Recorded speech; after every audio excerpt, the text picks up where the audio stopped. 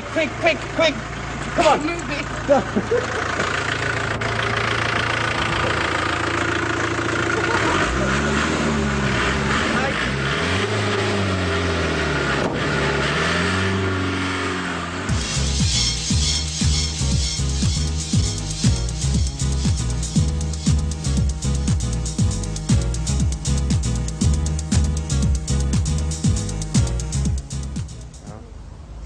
Hey Jack, it's bloody fine day, you get eight. Fine day, bloody fine day. You can't bloody trust it either, whether it's bloody summer one minute, bloody winter the next. Well, you got to look at it that way, eh? I mean, you think the weathermen will be able to do something about it? They've got all this technology, they can't stop a bloody shower. The Dow now. What bloody house is that? That's bloody the Dow now, it's the thing they do, but the Dow. The Dow, that's it. I'm bloody sick of waiting in here, I'm bloody waiting in here for the bus the other night. I was bloody froze by the time it come. I know, huh? Ever so bad it will. I know, huh? Bloody bad, You're bloody lucky. I've waited 4 or 5 hours in the bloody snow for the bus. Snow, I know. I mean, but I can't afford to bloody carry that the way I am with my bloody arthritis. Oh, they're always around with you down, bloody one of them. I know, like everything else. The bus service is rubbish like this bloody country, it's all going downhill. All the way, all the bloody way. Young today that I'm bringing it down.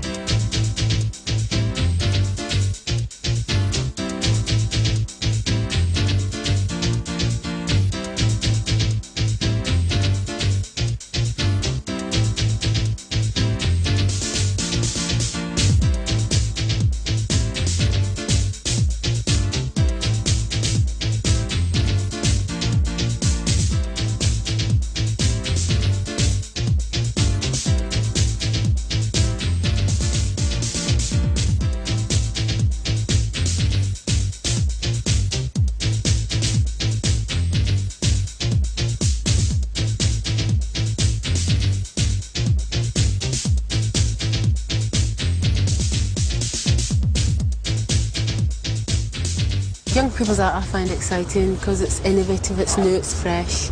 Young people have got a lot of energy and they don't want to get bogged down in traditions. They want art that tells them about today and about what's going on, about their environment, about the politics of today.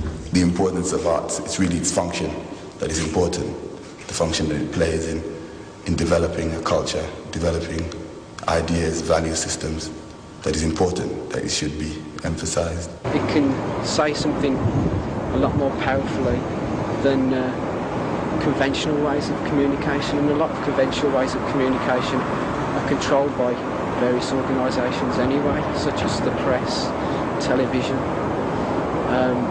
and it's giving that control to people within communities, giving them a chance to put their point of view across. I think that's dreadful, the way we're all brought up to believe that unless we're earning a living, then we're nothing. And that this gives you a voice, arts gives you a voice. Lets you say what you are, what you want to do, what you want to be.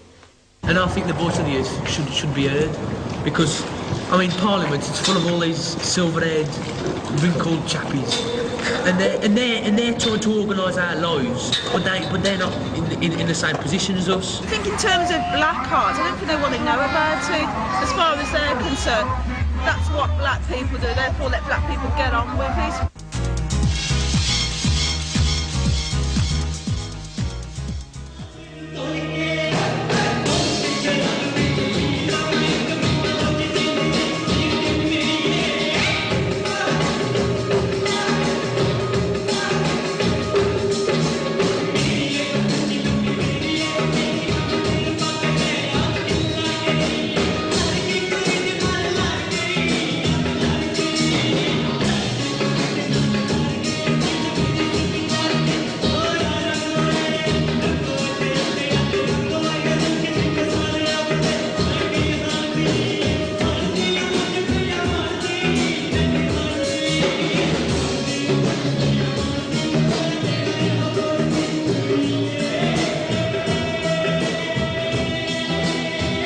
Asian music is so brilliant and so strong, and people don't appreciate it as much as they should do. I think Walsall is doing a lot for ethnic minorities, arts and culture, but it's what it is, it's publicity, getting people to come out. I mean, people have been so used to Walsall having nothing, practically nothing, right, that people don't know about it. I think we need more coverage so people can get to know what is Bengal music, what kind of music Indian music is, and then that way they appreciate it.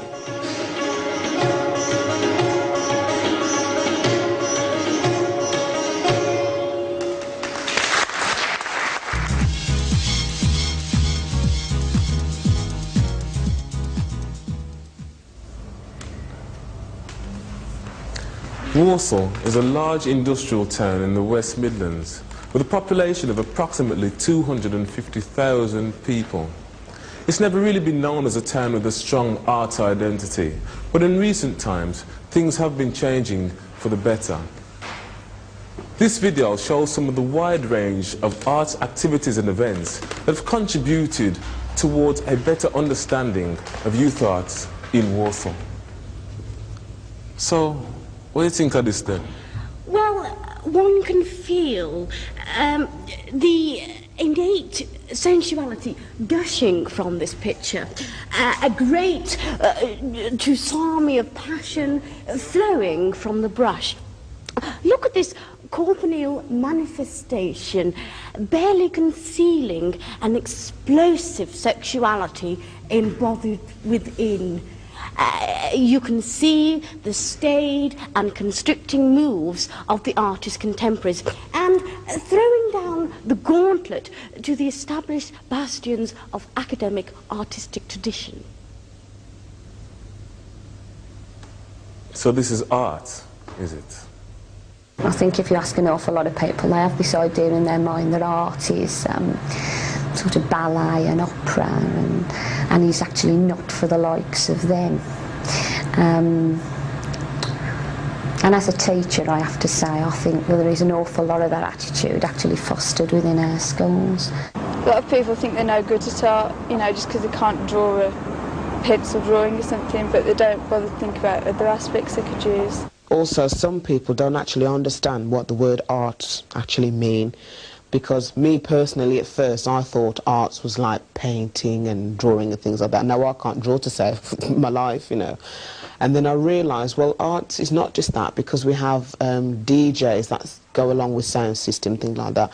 Now that is a form of art, and believe it or not, some of them don't realise that. I think there's specific barriers for people getting into arts, because there's a problem with what art is, what art means. I mean, I think there's still an old school of thought, or a European or Eurocentric way of thought, where art is this sort of old masters and it must look representational, and there's still a lot of everyday sort of ordinary people thinking in that way, and it takes quite a new and fresh mind to sort of break that barrier.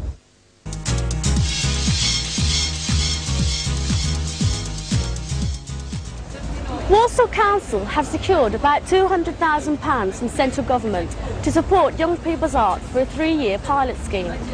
Walsall Youth Arts in the Community is the project that has been set up to use this money. This is to enable the further development of young creative talent in Walsall and to provide premises. Come on, Donovan, only another 1,000 to go. It does seem to me that Walsall Youth Arts and the way it's developed is like the pioneer project. Actually, it's setting up the right tone. For the first time, there have been a load of youth arts initiatives in the past in Walsall. There'd be youth drama groups, there'd be youth music groups, and because we haven't coordinated as a council and helped and assisted in a coordinated way, a lot of them have foundered because we haven't found money, we haven't found facilities, we haven't found staff to assist with training. The aim of the project is quite broad, and possibly it's interpreted differently by different people, the way I see it. It's helping young people train in arts-related skills. It's providing arts activities and training for young people that might not normally be able to have access to that, for young people that might not go through the education system we've got. They're not the kind of people that can perhaps get the qualifications and go on to art college. Very much youth arts is about creating learning opportunities. It's not about providing something for people to do in their spare time or leisure time. It is hoped that through being involved in workshops, in drama, in video, in music, that young people will gain skills, and that is an educational process. I think Walsall Youth Arts has achieved quite a lot, really, because It's got into the networks of the community and brought young people out who are interested in doing art. Street art in there. There's a drama group up and running now. There's been a lot of input into festivals and events that have been going on locally in terms of band music, in terms of street art, in terms of dance. It's helped other groups such as Sauda get on the ground, you know, new dance groups. It's a source and it's a resource for young people in the community, and I think it's beginning to live up to that name. I'd like to think that so far Walsall Youth Arts has made young people in the town realise that if they want to do something, if they're involved in arts activities, they can do it, they can come along to the meetings, they can say what they're interested in, they can say what's lacking, what they'd like to see happen, and they can make it happen without having to go through certain systems that they find alien. The planning group is made up predominantly of people between the ages of 14 and 25. Meetings are open to anybody and anybody can suggest how they'd like things to develop, but the actual planning group are the people with the final yes or no.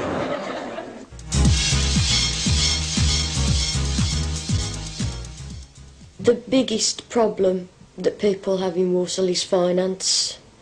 The next biggest problem is motivation, because you assume that whatever ideas you've got, it's like pie in the sky. Oh, I could never do that. There's no way I'm going to get an album together.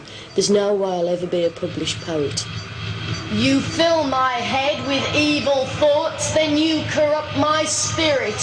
And with each kiss your lips burn my soul with the very fires of hell. For you are my demon, the elemental at my breast, boring deep into my heart. It's like a circle that's evolved over the past few years in Walsall, where everyone in this scene suddenly realises that they're capable of producing some form of work. So the circle we're mixing: sculptors, poets, singers, band members, actors, actresses. So yeah, and I suppose in that way we all feed each other, so we all inspire each other, so the work's continually being produced. Oh, that's the only thing somebody buzzes that concern me. Have you seen the slides on them? You don't know whether they're coming or not. Bloody, when they do, they're multi-bloody coloured with all this paint all over them and writing and whatever. Bloody graffiti they're all doing, ain't? It's the young uns, that is. No respect. I know. It's a No bloody, respect. I'll tell you who's doing it, don't I? It's a bloody punk rocket, bloody glue smelly doing it, they're all doing it. Good bloody spell in the army, wouldn't hurt them. I know. Now I've still got my regimental cap here. Where it we pride? Where it we pride? There we go. Look at the bloody 10 inch hand, is he?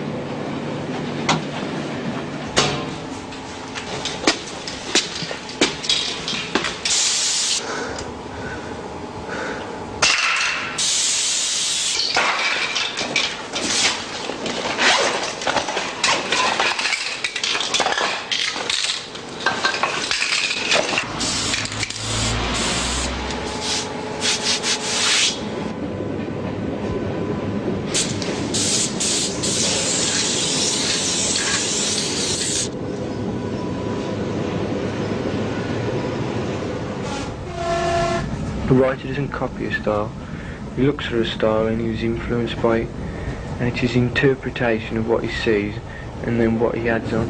That's how things develop. A tagger is someone who just goes around writing on walls and stuff like that. What makes a good writer is someone who's devoted and believes truly in himself, because a lot of negative things against you and a lot of authority against you. Traditional art is given loads of money. They'll buy a Van Gogh painting for millions of pounds and the Van Gogh painting will be locked away, yet no one will see it, and they're spending millions on destroying my graffiti where it's out in the open for everyone to see. They'll spend this much money trying to get rid of it, and if they only spent, say, a fraction of this setting up areas and small projects and giving people a chance to develop, the art would turn into something a lot more positive. Walsall's getting better now because it used to be just like gasworks and arguments between writers, and we used to get in fights a lot. But now, like, because Walsall Youth Fights come along, it's like opened up sort of new things for the people. United everybody, sort of. Yeah, because look at us now, because like most of us wouldn't even like talk to each other before, but now. We still ain't talking to you. Showing his pigs up.